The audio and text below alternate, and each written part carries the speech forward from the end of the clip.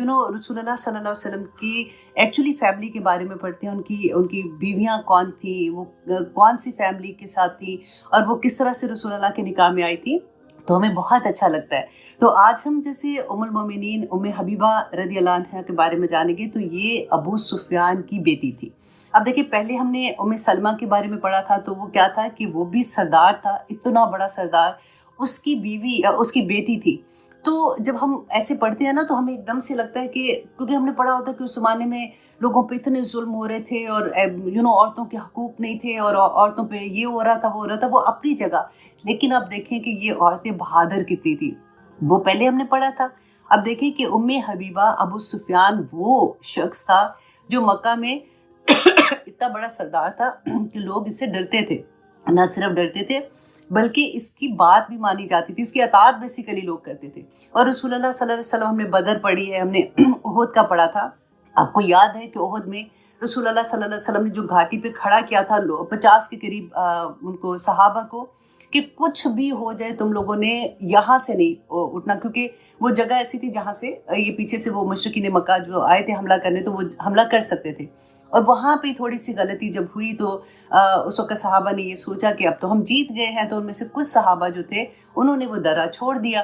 और जैसे वो दर्रा छोड़ा, तो पीछे से ये अबू सुफियान और खालिद बिन वलीद, वो अभी तक वो भी मुसलमान नहीं हुए थे, तो उन्होंने हमला किया था। और मुसलमानों को जो वक्ती तौर पर जो इतनी बड़ी शिकस्त हुई थी, तो इसके अलावा मैं थोड़ा सा आपको याद करवा रही हूँ। अबू सुफियान ने इस्लाम जो है ना, वो फतह मक्का के मौका पे कबूल किया था। और ये इतनी पावरफुल वहाँ पे एक फिगर था कि आप सोचिए कि उनकी बेटी ना सिर्फ इस्लाम कबूल किया, फिर वो रसूलुल्लाह सल्लल्लाहु अलैहि वसल्लम की वाइफ भी बनी। तो अब आप देखिए कि यहाँ पे जो तारीख लिखने वाले हैं ना, उन्होंने ये लिखा है कि उम्मे हबीबा ने रसूलुल्लाह सल्लल्लाहु अलैहि वसल्लम को दुनिया की हर चीज़ पर तरजीह दी और कुफर की तरफ वापस लौट जाने को इतना नापसंद किया कि जैसे किसी को आग में छलांग लगाने के लिए कहा जाए। अब हुआ क्या था कि अबू सुफियान की ये बेटी थी, शी वॉज मैरिड, ठीक है। तो इन्होंने जब इस्लाम कबूल किया, तो उनके हस्बैंड ने भी उनके साथ इस्लाम कबूल कर लिया। तो अबू सुफियान को जब पता चला कि मेरे अपने घर में मेरी बेटी ने इस्लाम कबूल कर लिया है, तो उनको तो गुस्से का आप सोच सकते हैं कि आलम क्या होगा। और उन्होंने फिर उनके ऊपर जो जुल्म करना शुरू किए कि किसी तरह से ये इस दीन से फिर जाए। लेकिन किसी भी जुल्म के बदले में वो अपना दीन नहीं छोड़ना चाहती थी। तो जब रसूलुल्लाह सल्लल्लाहु अलैहि वसल्लम ने हिजरत हबशा का हुक्म दिया था, उनको कहा कि आप लोग जिनको जो ज़्यादा तंग कर रहे थे, क्योंकि जैसे ना मुशरिकीन मक्का को ये पता चला कि अबू सुफियान की बेटी ने इस्लाम कबूल कर लिया है, तो अबू सुफियान खुद भी उस पर जुल्म कर रहे हैं, उसको किसी तरह से रोक रहे हैं, तो उनके जुल्म और भी ज़्यादा बढ़ गए। तो जैसे ही ये यहाँ पे जाने का रसूलुल्लाह सल्लल्लाहु अलैहि वसल्लम ने हबशा की तरफ हिजरत का हुक्म दिया था, तो हमने पहले पढ़ा ना, उम्मे सलमा अपने हस्बैंड के साथ गई थी। इसी तरह से उम्मे हबीबा भी अपने हस्बैंड के साथ हबशा हिजरत कर गई। अब वहाँ पे जब वो पहुंची हैं, तो उन्होंने ये सोचा कि चलो ठीक है, अब अल्लाह का शुक्र है कि हम लोग हबशा में आ गए हैं, तो हम खैर खैरियत से अब यहाँ पे अपनी ज़िंदगी गुजारेंगे इस्लाम के मुताबिक, जो अल्लाह सुब्हानहू व तआला के अहकामात हैं उसके मुताबिक अपने सुकून से ज़िंदगी गुजारेंगे। लेकिन क्या हुआ कि मुशरिकीन मक्का जो थे ना, इनकी कारोबार तो था, वो नजाशी को जानते भी थे, जो उनके सरदार थे, उनका आपस में तो ताल्लुक था ही। उन्होंने क्या कहा कि ये कैसे हो सकता है कि ये लोग जाके वहाँ पे आराम से ज़िंदगी गुजारें। तो उन्होंने एक पूरा वफद बनाया और उसको भेजा वहाँ पे कि जाके उनको नजाशी को ये कहे कि हमारे कुछ लोग जो हैं वो अपने दीन से फिर गए हैं और इसलिए उनके जो ख़ानदान वाले हैं वो उनको वापस लेना चाहते हैं, तो इनको वापस भेज दें। और साथ उसने क्या कहा कि ये वो लोग हैं जो हज़रत ईसा और उनकी वालिदा के बारे में जो अकायद रखते हैं, वो कोई सुन ही नहीं सकता। मतलब उनको नजाशी जो था ना, वो क्रिश्चियन था, तो उसको भड़काने के लिए उन्होंने साथ ये भी पैगाम भेज दिया। अब नजाशी ने जैसे ये सुना, तो उसने क्या किया कि जो महाजरीन आए हुए थे उनको बुलाया। तो उसमें फिर कहते थे जाफर बिन अबी तालिब जो थे, उन्होंने फिर वो जो कुरान की आयत पढ़ी। जब उन्होंने पूछा कि तुम लोग ईसा के बारे में और मरियम के बारे में क्या सोचते हो, तो उन्होंने जब वो मैं इंशाल्लाह जब हज़रत जाफर के बारे में आएगा ना, उसमें वो सारी डिटेल उसमें बताऊंगी। यहाँ पे इतना ही मैं रखती हूँ कि जब उन्होंने कुरान की वो आया पढ़ी, तो नजाशी जो है वो कहते हैं कि रोना शुरू हो गया और इतना रोया कि उसकी दाढ़ी भी भीग गई। और उसके साथ ही कहते हैं कि उसने कहा कि ये वही नूर है जो हज़रत ईसा को दिया गया था, उसी नूर का ये भी हिस्सा है। اور اس نے پھر یہ اناؤنس کر دیا کہ جو مہاجرین ہیں ان کو کوئی تنگ نہیں کرے گا اور یہ خوشی سے یہاں رہیں گے. اور اس طرح سے مشرکین مکہ جو تھے وہ اتنے طوائف لے کے اتنی چیزیں لے کے جو آئے ہوئے تھے تو انہوں شکست ہوئی بیسیکلی اس معاملے میں اور وہ واپس ان کو جانا پڑا. اچھا, اب ام حبیبہ کہتی ہیں کہ اس واقعہ کے بعد ہم اتنے خوش ہو گئے کیونکہ حضرت جعفر کہتے ہیں کہ اس سے زیادہ مشکل وقت میرے پہ کوئی نہیں تھا کہ کیونکہ وہاں سے پورا وفد آیا ہوا تھا, اوپر سے نجاشی نے ہمیں بلایا اور دربار میں سارے لوگ تھے اور ان کے سامنے کویسچن ہو رہے ہیں. آپ سوچیں, کہتے ہیں ہمیں یہ تھا کہ اگر کوئی ایسی بات ہوئی اور نجاشی نے ان کی بات مان لی تو اس کے بعد ہمارا کیا ہوگا. آپ سوچیں کہ کبھی کہ یہ اگر واپس جاتے تو ان لوگوں کا کیا حال ہوتا. تو یہ ام حبیبہ کہتی ہیں کہ اس کے بعد ہم اتنے خوش ہو گئے اور ہم نے سوچا کہ چلو اب ہماری تکلیف کے دن ختم ہوئے. تو کہتی ہے کہ ایک رات میں نے خواب میں یہ دیکھا کہ میرا ہسبینڈ جو ہے وہ گہرا سمندر ہے اور اس کے اندر ڈبکیاں لگا رہے ہیں, مطلب اس کے اندر جیسے ڈوب رہے ہیں, اوپر آ رہے ہیں باہر آ رہے ہیں. کہتے ہیں خواب کے مارے جب میری آنکھ کھلی, لیکن میں نے یہ کسی سے ذکر نہیں کیا, تو لیکن اس خواب کی تعبیر کچھ دن کے بعد یہ ہوئی کہ ان کے خاوند جو ہے نا وہ انہوں نے اسلام چھوڑ دیا, مرتد ہو گئے اور وہ کرسچن ہو گئے. اور جب وہ کرسچن ہوتے ہیں تو پھر اپنی بیوی سے کہتے ہیں کہ یا تم اسے طلاق لے لو اور یا پھر تم عیسائی بن جاؤ. اب کہتی ہیں کہ میرے پہ وہ کیا وقت ہوگا کہ میں ایک ایسے ملک میں جہاں پہ میرا کوئی ہے نہیں ہے اور میں یہ سوچوں کہ اگر میں عیسائی بن جاتی ہوں تو میرے پورے جسم کو کوئی لوہے کی کنگھی کے ساتھ میرے جسم کی ایک ایک گوشت کے ٹکڑے کو اکھاڑ دے تو وہ بھی میں قبول کر لوں گی, لیکن میں اپنا دین نہیں چھوڑ سکتی. اللہ اکبر. اچھا, سیکنڈ انہوں نے کہا کہ اگر میں سیکنڈ چوائس کیا لیتی ہوں کہ اگر میں واپس اپنے طلاق لے کے اپنے باپ کے پاس واپس چلی جاتی ہوں تو مجھے یہ بھی پتا تھا کہ جب میں واپس جاؤں گی تو وہاں پہ ظلم کی کیا انتہا ہوگی جب تک میں اپنا دین نہیں چھوڑوں گی. اور تیسری چیز کہتی ہے میں نے یہ سوچا کہ میں اللہ سے دعا کرتی ہوں تو اس ملک میں اگر میں خامن تو ڈیفینیٹلی اس طرح کی حالت میں آ گیا ہے تو میں پھر اس اللہ سبحانہ تعالیٰ سے دعا کروں گی کہ اللہ سبحانہ تعالیٰ میری حفاظت کرے اور میں ادھر ہی رہتی ہوں. کہتی ہے کہ جب میں نے دعا کرنی شروع کر دی اور خامن کا انہوں نے کہا کہ جیسے ہی وہ اس نے عیسائیت قبول کی اور اس کے بعد پھر وہ نشے کی حالت میں سارا وقت نشے میں دھت رہتا تھا اور اس کی آہستہ آہستہ اس کی حالت بھی ایسی خراب ہونی شروع ہوگی کہ کچھ ہی دے اس واقعہ کے کہ جب اس نے یہ کہا کہ طلاق لے لو یا پھر تم عیسائی ہو جاؤ, کہتی اس کی کچھ ہی دیر کے بعد اس کی وفات ہو گئی. اب ام حبیبہ کے ہسبینڈ فوت ہو گئے, اس ملک میں وہ اکیلی ہیں. ابھی وہ کہتی ہیں عدت کا وقت بیسیکلی جو بھی ان کا ٹائم تھا وہ پورا بھی نہیں ہوا تھا کہ اتنی کہتے ہیں کہ اللہ سبحانہ تعالیٰ کی طرف سے مجھ پہ کرم کیا ہوا کہ نجاشی نے ایک روز کہتی ہیں کہ چاشت کے وقت دستک ہوئی دروازے پر اور دیکھا کہ شاہ حبشہ کی خادمہ, اور خادمہ کا نام کیا تھا ابرہا. ابرہا آپ کو یاد ہے وہ جنہوں نے پتھر پھینکے تھے, ابابیل والا قصہ سارا تھا. تو یہاں پہ یہ جو ان کی خادمہ تھی نا اس کا نام بھی ابرہا تھا نجاشی کی. وہ آئی پیغام لے کے اور انہوں نے کہا کہ بادشاہ سلامت آپ کو سلام کہتے ہیں اور انہوں نے پیغام بھیجا ہے کہ رسول اللہ صلی اللہ علیہ وسلم آپ کو اپنی زوجیت میں لینا چاہتے ہیں. تو کہتی ہیں کہ یہ سن کر ام حبیبہ کہتی ہے میری تو کوئی خوشی کی انتہا نہ رہی کہ میں اتنی غم زدہ تھی کہ میرا یہاں پہ کوئی بھی نہیں, میرا پتہ نہیں اب کیا بنے گا. ڈیفینیٹلی کھانا پینا رہنا سہنا ہر چیز ہو, تھوڑی کوئی آج کل کی ایسا کہ ٹھیک ہے جی کوئی بات نہیں میں جاب کر لوں گی تو میں اپنا گزارا کروں گی یا میں کیسے رہوں گی.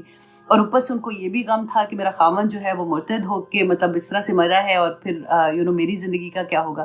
تو کہتے ہیں جب شاہ حبشہ نے یہ پیغام دیا تو جو خادمہ یہ میسج لے کے آئی تو کہتی ہے میں نے اپنے کنگن, میں نے کانوں میں جو پہنا ہوا تھا, میں نے اپنی انگوٹھیاں جو پہنی ہوئی تھی, پازیب بھی اتار کے میں نے خوشی کے مارے سب کچھ اس کو دے دیا.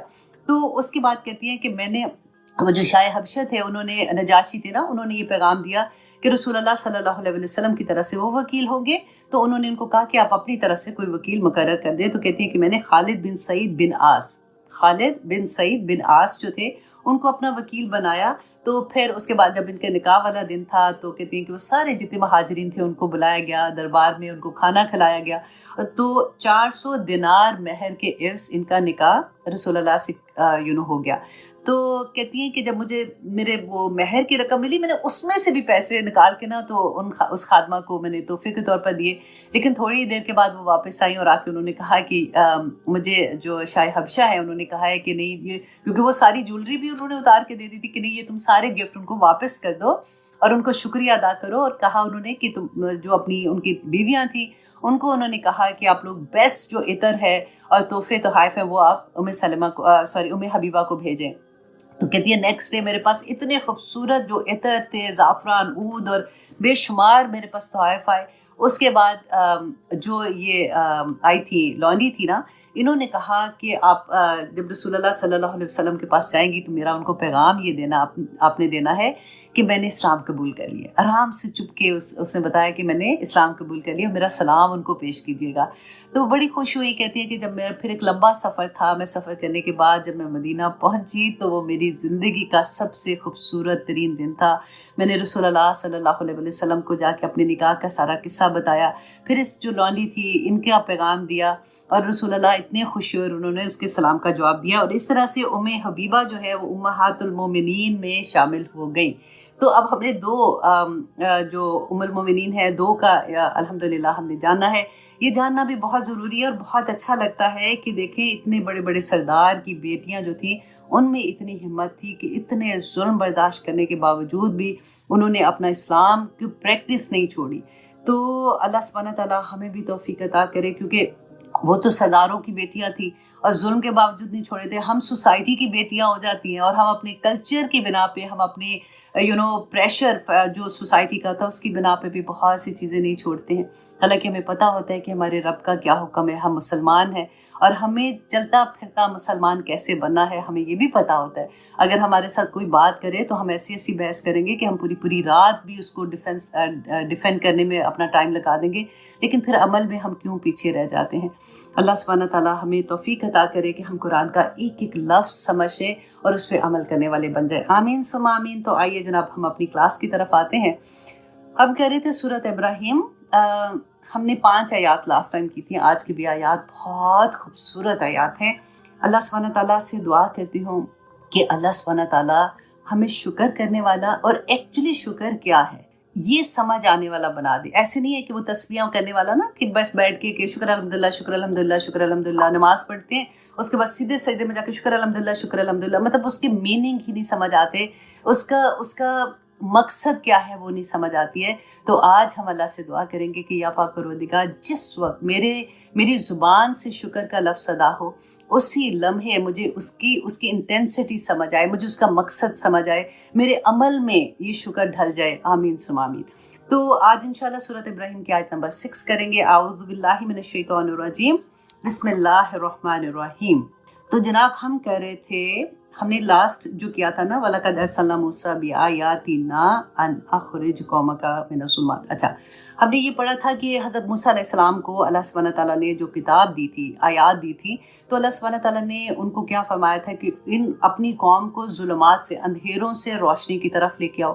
اور آپ دیکھیں قرآن کے بارے میں بھی اللہ سبحانہ تعالیٰ نے وہی بات کہی کہ یہ قرآن کیا کرتا ہے کہ انسان کو اندھیروں سے روشنی کی طرف لے کے آتا ہے۔ تو پیغام ایک ہی ہے، آدم علیہ السلام سے لے کے رسول اللہ صلی اللہ علیہ وسلم تک جو پیغام آیا ہے اللہ سبحانہ تعالیٰ کی طرف سے، وہ ایک ہی پیغام تھا کہ لوگوں کو اندھیروں سے روشنی کی طرف لے کے آؤ۔ اور یہ نہیں کہ بس کہہ دیا کہ روشنی کی طرف آ جاؤ، اللہ سبحانہ تعالیٰ نے پورا لائحہ عمل دیا۔ قرآن از اے لائحہ عمل، ایک ایک بات اللہ سبحانہ تعالیٰ نے جو عمل والی بات ہے نا وہ بیان ہے، اس میں کوئی شک نہیں ہے، اس میں کوئی ایسی چیز نہیں کہ آپ کو یہ لگے گا کہ مجھے کسی ٹیچر کی ضرورت ہے کہ مجھے تو یہ آیت سمجھ نہیں آ رہی تھی۔ ہاں کچھ آیات ایسی ہیں اللہ سبحانہ تعالیٰ نے کہا جو مشتبہات میں ایسے آتی ہیں، اور وہ اللہ سبحانہ تعالیٰ نے کہا کہ اس کا اصل اللہ کو پتہ ہے کہ اس کا کیا ہے، لیکن عمل کے لحاظ سے جتنی بھی آیات ہے نا وہ بلیک اینڈ وائٹ، جیسے میں آپ سے بات کر رہی ہوں نا اسی طرح سے سمجھ آ جائے گی، اور جس نے سمجھنا ہوگا نا واللہ اس کو اتنی آرام سے سمجھ آتی ہے۔ ایک آیا کو لے کے اگر آپ غور کرنا شروع کریں، کیونکہ قرآن میں بار بار اللہ سبحانہ تعالیٰ نے یہی کہا کہ افلا یتدبرون، کہ تم تدبر کیوں نہیں کرتے ہو۔ اگر تم تدبر کرو گے تو تم پہ وہ ساری انوار جو ہوتے ہیں نا، اللہ کی رحمت، اللہ کا کرم، اللہ جو ہم دعا بھی مانگتے ہیں کہ ہمیں لفظوں کی سمجھ آ جائے، معنی کی سمجھ آ جائے، بالکل وہی حال بندے کا ہو جاتا ہے کہ اس کو آسانی کے ساتھ سمجھ آ جاتی ہے اور اس کے عمل میں ڈھلنا بھی آسان ہو جاتا ہے۔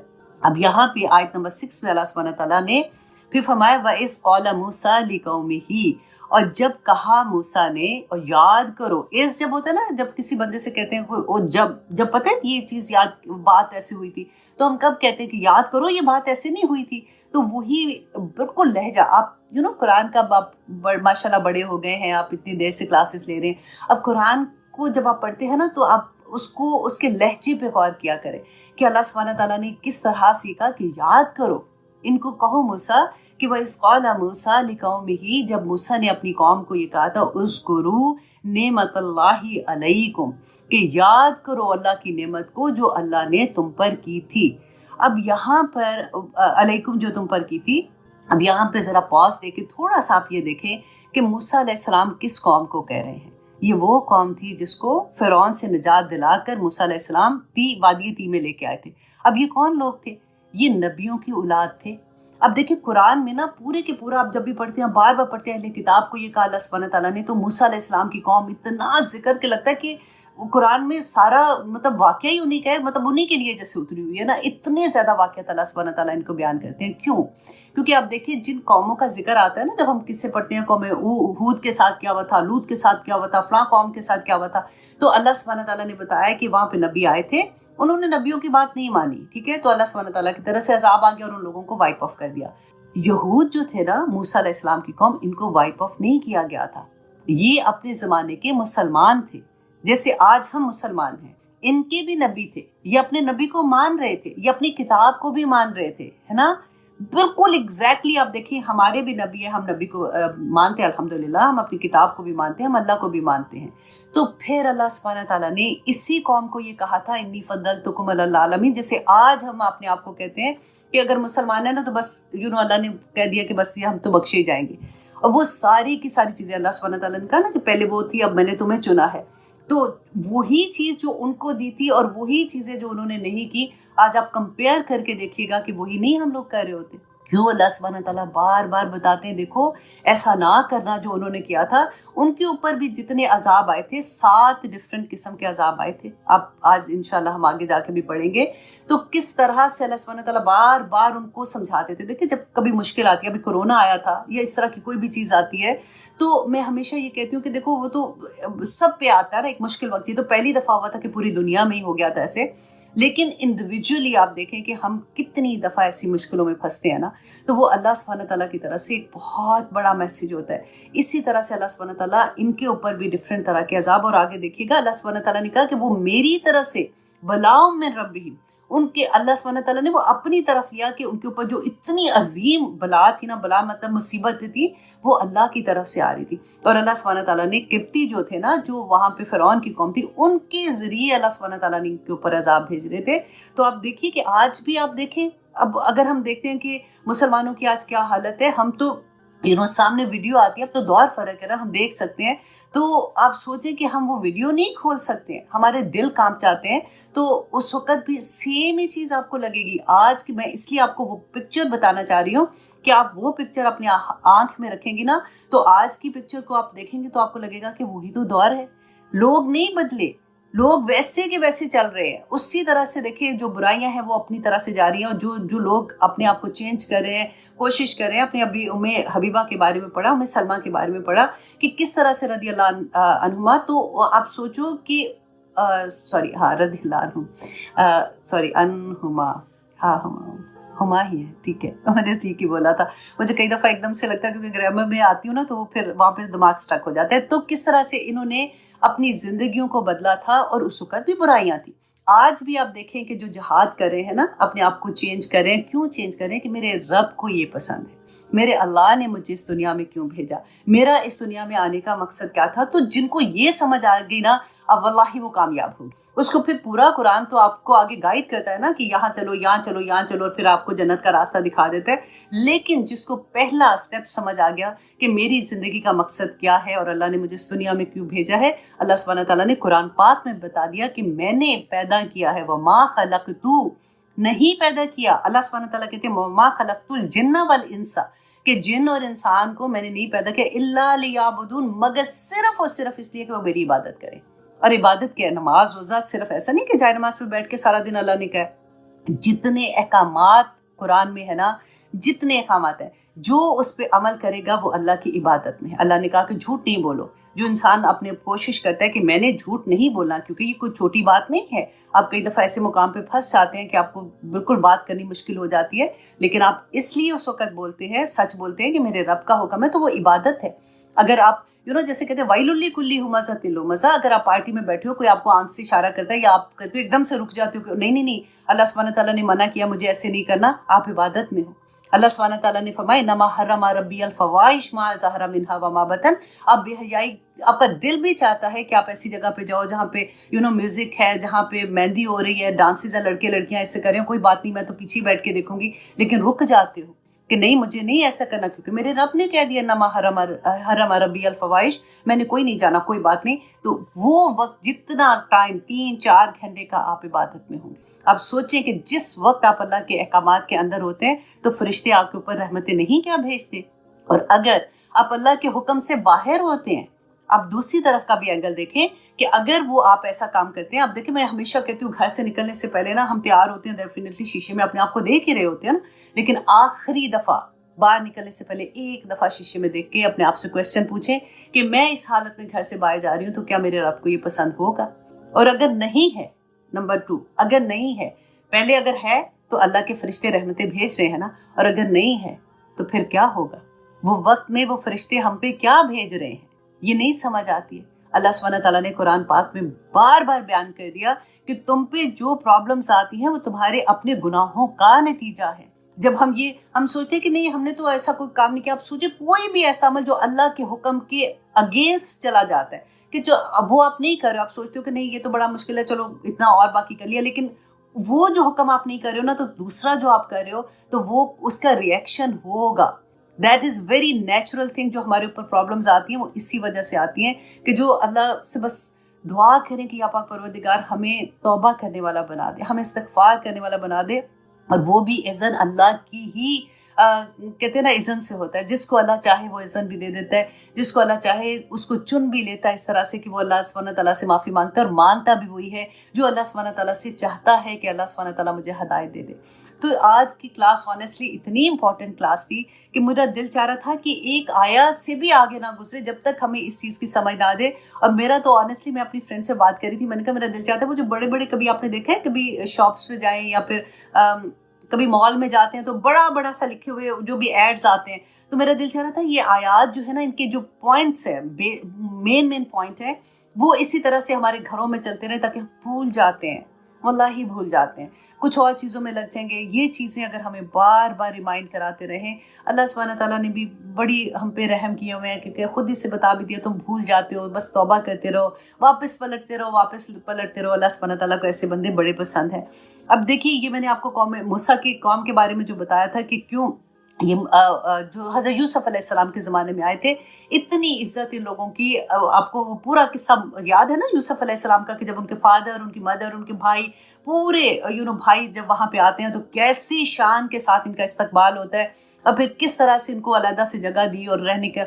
ये वही लोग हैं जो बाद में इनके साथ क्या हुआ था, आगे देखिए कि अल्लाह सुब्हानहू तआला फरमाते हैं, इस अंजाकुम मिन आले फिरौन, इनको याद करो अल्लाह की नेमत, और उनको बताओ कि जब याद करो वो वक्त जब निजात दी थी तुम्हें, मिन आले फिरौन से क्यों निजात दी थी, यसूमुनकुम सू अल अज़ाब, कि वो तुम्हें बड़ा बुरा अजाब देते थे, व युज़ब्बिहूना अबनाकुम, तो वो तुम्हारे बेटों को ज़बह कर देते थे, व यस्तहयूना निसाकुम, और तुम्हारी बेटियों को जिंदा रखते थे। और फिर अल्लाह सुब्हानहू तआला फरमाते हैं, वफ़ी ज़ालिकुम बलाउम मिन रब्बिकुम अज़ीम, जिसको अल्लाह अजीम कह दे उससे बड़ा अजीम फिर क्या होगा। कि अल्लाह सुब्हानहू तआला फरमाते हैं कि इसमें आजमाइश थी मिन रब्बिकुम, तुम्हारे रब की तरफ से बहुत बड़ी, बेटों को ज़बह कर देते थे। आप सोचे जरा, इमेजिन इस बात को इमेजिन करें। मैं जो आपको कह रही थी ना कि आजकल हम जब से वीडियोस देखते हैं कि मुसलमानों के साथ क्या कुछ नहीं हो रहा, कैसे बॉम्ब हो रहे होते हैं, तो कैसे पूरा पूरा खानदान उड़ जाता है। आप जरा ये सोचें कि उस जमाने में भी इससे यही हालत, कि आप सोचें इससे भी बुरा कि माँ बाप के सामने आप सोचें कि उसके बेटे को पकड़ के ज़ब्बिहूना, अल्लाह सुब्हानहू तआला ने फरमाया कि ये मुसलमान थे उस ज़माने के ना, कि उनके साथ उनके बेटों को ज़बह कर दे, और उनकी बेटियों को, उनके जो औरतें होती थी उनको वो अपना गुलाम बना